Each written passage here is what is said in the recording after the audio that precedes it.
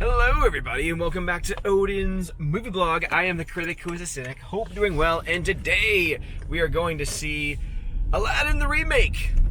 Yeah, so excited because everyone wanted this movie to be remade into a live action film, right?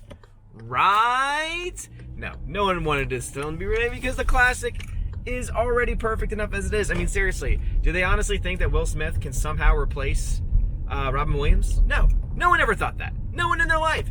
But before I go to the movie, I am going to head over to Dollar Tree to see if there are any. So fun fact, sometimes Dollar Tree has dollar Blu-rays. Yes, you heard that right. Sometimes they have dollar Blu-rays. So I've got a little bit of time before my movie, so I'm gonna go check and see if they have any dollar Blu-rays available. If they do, I might show y'all a little bit about what they have. And if they don't, then I might pick up a little bit of a snack, because obviously movies are long, and I am going to have to find some way to get through this film, because seriously, I honestly still do not understand why this film is being made. But I'm going to see it for you guys. That's how much I love you guys. All right, see y'all in a bit. So unfortunately, my local Dollar Tree did not have Blu-rays. I don't know why, but there was one Dollar Tree that I used to go to all the time. It's in the mall. It's in one of the malls here locally, and they always had these Blu-rays available. And I thought to myself, holy crap, this is insane that a Blu-ray would ever be available for $1 of all things. And I want to say I got a couple of those Blu-rays. They weren't always the best movies, but sometimes there were some really special ones in there. But anyway, I was able to pick up my favorite movie-going snack, and that is, of course, Junior Mints. And of course, this is not sponsored by Junior Mints, but it is one of the best candies out there because it's minty, it's chocolatey, it's wonderful, and I cannot wait to snack on them as I sit through this movie. That's 2 hours and 8 minutes when the original movie was an hour and a half, and oh my god, why have they remade this movie? Oh my goodness gracious. I'll get back to you guys. Maybe it'll be crowded, maybe it won't be. I really hope this film doesn't make any money. I really hope not. This film doesn't deserve it. That's why John Wick got my money. Allegedly. Allegedly, John Wick got my money.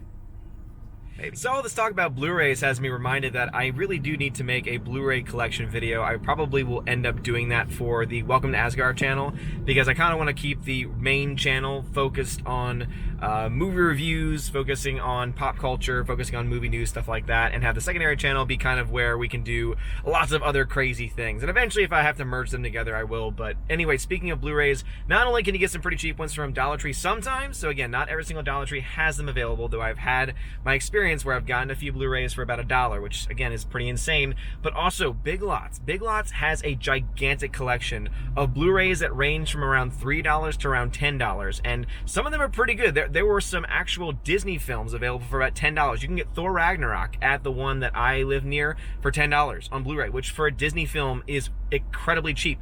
You can get a bunch of other films for $3 to $5, and it's really cool. I might have to bring y'all guys in there with me next time, because there were some pretty decent titles. Some that I've already owned, some where I'm like, these are really good movies. I don't really think I really need to own them or buy them or spend any cash on them right now. But yeah, if anyone ever wants to know more about Blu-rays and Blu-ray collecting and things like that, please just let me know in the comment section, message me, email me, reach out to me on the Discord or whatever ways possible. But anyway, yeah, if you like more Blu-ray talk, let me know, and I'll do some more Blu-ray stuff for the secondary channel Welcome to Asgard. But still on the way, waiting in some traffic here on the way to the theater. Let's see, the movie starts in about, what time is it right now? In about 18 minutes. I'm going to see it in IMAX, because there are plenty of seats available in the IMAX, so I don't have to worry about getting into someone else's seat, which is something I would never want to do. I don't want to steal anyone else's seat. But again, I have my ticket, allegedly, right? Right? Or John Wick? I can't remember. But anyway, guys, I shall see y'all in a bit, show y'all a little bit of the theater. As you've been seeing lately, though, when I've done these videos, it hasn't really been that crowded. You know, Avengers Endgame to me was one of those, you know, rare movie experiences that I don't think is ever going to be repeated. I honestly do not think and cannot foresee any other film that's going to be able to do that. Some people say, Avatar 2. Here's the problem. So many people have soured on Avatar. I mean, people who may have used to like and defend Avatar back in the day really aren't all that there anymore. Yes, we have Anna, that Star Wars girl, who still loves it for some reason. That's because she's an artist. She loves the artistic value of the film, and I'm sure many people can appreciate the artistic value of the film. But the story is just so bland, it's so old, it's been done better so many other times that I just don't really see Avatar 2 having that same type of weight to it that's going to make it feel anything special. So is it going to make money? Probably, but I just can't see it being another $2.7 billion film. I don't think it's going to make even close to what the first Avatar film made. And so I really do think Endgame is the endgame for films as we know it, as my camera has now tilted for some reason. So hopefully it's still turning out straight for you guys. But anyway, almost to the theater. I will get back to y'all in a second to show y'all the crowd, or lack thereof a crowd, because especially now with these earlier releases, I remember when you used to only get to see the midnight shows, and so it was always crazy because everyone could only ever see it on midnight, and even on weeknights. You know, on Thursday nights, people would go and see these movies, and it didn't matter how late it was. But now that these movies are so much earlier, it's almost like people don't really feel the need to go. It doesn't feel as special anymore. And that's why Endgame, even though I don't like it as a film, was able to capture that, that magic, was able to capture that momentum of, hey, this is something that's special. This is something that's probably never going to happen again, and I really honestly think that. And what do we get now? Now we get to go to see a Disney film that's been remade, and even the original, back in the 90s cartoon, was not original because it was based off previous material, and now we get to see a live action, but mostly CGI, but live action remake of a film that never needed to be remade in the first place. And, gosh. Man. It's gonna be bad. I can just feel it in my bones. It's gonna be bad. We'll see though. And if I have the courage, maybe I'll ask somebody, hey, what do you think about this? Do you think they needed to remake this film? I don't know. Anyway, see y'all in a second. Stop playing. Gotta go. 15 minutes. All right, guys, just got out of the movie, and all I can say is, yeah, this film was completely unnecessary. Basically, it was mostly beat for beat from the movie. They do make some changes. They do try and kind of push the Princess Jasmine independence storyline a little bit, but overall, I was okay with that. You want to know why? Because the standout in this movie, my favorite part of this movie, is Naomi Scott's Princess Jasmine is fantastic, is wonderful. Seriously, her acting is so much above and beyond the people around her that it's just, she steals every single scene that she's in. It's really, it's kind of sad because, you know, you think that a movie called Aladdin should have someone named Aladdin stealing the show, but in reality, I really felt like it was more Jasmine's film, which again is fine as long as that's what's being presented as it being a, you know, they could have easily said, oh, this is going to be Jasmine. This is going to be from her perspective. It's going to be the similar story, the same things that you know and love, but we're going to take it from a different perspective. But instead, they decided to keep Aladdin. They decided to keep some of the most basic beats, but then give her more of a role, which again, because they had Naomi Scott in that role, it ended up actually working pretty well because, as I said, she was fantastic. Also, dear Lord, she's got a beautiful singing voice. And I will say this much. There are definitely a lot of differences from the book, or rather from the original animated series. So if you're expecting a shot-for-shot remake similar to what a Cinderella was like, I would say that you're going to not really see that. It definitely does take a lot of beats from the original animated cartoon. It does also go in some different directions. Some of them good, a lot of them bad, and I would say most of them just unnecessary. And I honestly think that even though Will Smith has some really cool moments, the CGI for him still looks bad, still looks just as bad as the trailers, so that has not changed. But also, too, I would say that overall, I thought to myself, no one can replace Robin Williams. And I think that when they decided to make this film, they should have had that in mind and said, we need someone that can be just as charismatic, if not more iconic than Robin Williams. And even though I love Will Smith, and even though I think that there are parts of this that he's really good in, especially when he is like in his fully human form, overall, I just think that it was a waste of an opportunity. Now, definitely not the worst part of the film, though, and that is by far Jafar. Holy crap. Not only was the actor just not, and I'm not trying to knock the actor, I'm just trying to say, the actor was so miscast. He was supposed to be menacing and evil and scary, but he wasn't. He just felt so just not threatening at all, which is the exact opposite of what Jafar is supposed to be. And then he just wasn't the strongest of the actors either. So they really messed up on that. And then also Aladdin, the guy that they had playing Aladdin, again, it wasn't like he was a terrible actor, but seriously, the fact that anytime he was on screen, it was like I was more interested in the things going on around him than with him in general. Overall, the songs are fine. They do add some new songs, mostly for Jasmine. Jasmine has her own song, her own new song from this called Speechless. And basically, it's all about how, as a princess, she's not allowed to speak. She's told multiple times in the film, it is better for you to be seen and not heard. And so she has a song called Speechless. And I will say, the first version of it felt kind of forced. It basically felt like, okay, well, because you have Aladdin having to go, riff raff, street rat, I don't buy that. Oh, we have to have an equivalent for Jasmine then.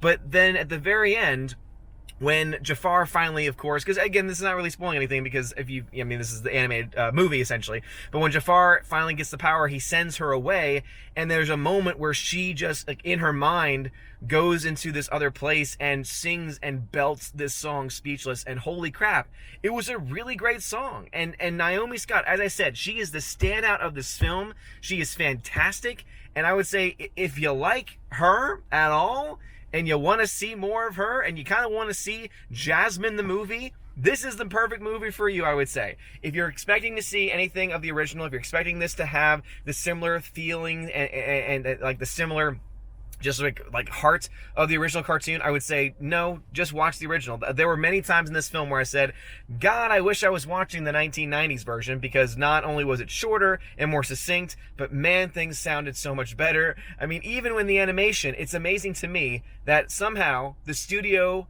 sound that they were able to get in the 1990s sounded so much better, because there's just so much less processing, because some of the actors, like Will Smith, had so much post-processing for his voice. And that's another reason why I love Naomi Scott, is because I think her voice had the least amount of processing needed, because she's an actual singer.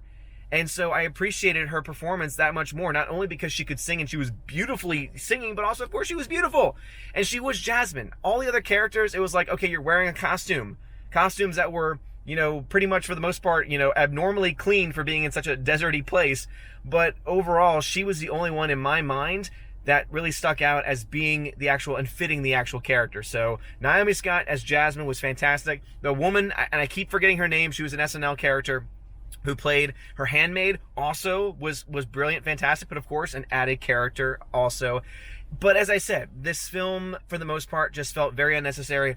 Are there parts that are fun? Sure. Are there jokes that are pretty well done? Sure. Are there dance sequences and song sequences that are good? Yes, absolutely.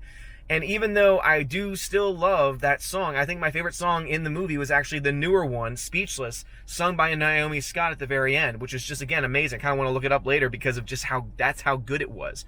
But when not even the iconic songs are still, done that well, or done as well as the originals, and some people are saying, oh, you can't compare the two, it's different singers.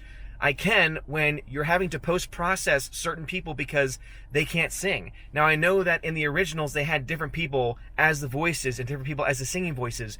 But in the age that we live in today, I feel like that you can find people, like, again, Naomi Scott, who's an actual singer, who is beautiful, who looks like Jasmine, and also does not need to have her voice put through an auto-tuner to sound great. So, overall, again, this film, for the most part, is just completely pointless. So I would say you really don't have to go out of your way to watch it. If you really want to see Aladdin, if you really want to get those emotions going once again, and you really want to have a great genie who's able to just be all over the place, because again, Will Smith tries, he really does. He really tries, but the spontaneity of the original, it cannot be matched. It just can't be. So overall, I gotta give this film, I gotta give it a C-. Yeah, a C-. It's not necessary. It's kind of messy as far as the pacing goes. The visual effects, again, for the genie aren't very good either. And it's just unnecessary. It's just a film that does not need to exist. And again, other than that new song Speechless by Naomi Scott, which is wonderful, I would say, yeah, it's worth skipping. But anyway, guys, that's going to be my review. Have you seen Aladdin? What are your thoughts on Aladdin? Do you agree with me? The original song about Naomi Scott, about any of the other casting? As I said, Jafar and Aladdin, just some of the supporting cast was pretty good. But overall, it was Jasmine's movie. And I think that it would have actually been better had Disney said, okay, instead of just remaking and trying to get money and trying to have a money grab, which is what this is. This is a total money grab on their part. They did not actually care about putting a great story on screen.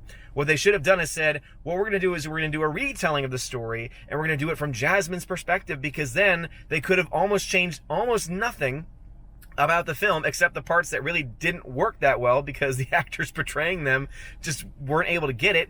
Give more songs and new songs to Naomi Scott's Jasmine, and man, oh man, you would have something on your hands. But anyway, those are just my thoughts. I would love to hear your thoughts in the comments below. Also, guys, if you like this video, smash the like button, give me a thumbs up, give me a subscribe. You're all amazing, beautiful people. Hope you've enjoyed this journey with me to building up to and getting to Aladdin. But as I said, don't have to see it if you don't need to. Don't have to see it if you don't want to. If you really want to, I would say see it for $5. See it, save it on discount Tuesday. And as I said before, look forward to Naomi Scott, because I thought she was wonderful. I thought she was fantastic. And that's really all I can say. as far as any really major positives of the film. Otherwise, yeah, I kind of want to watch the original now because the original is just so much better. Anyway, guys, thanks for watching. Have a wonderful night, and as always, God bless.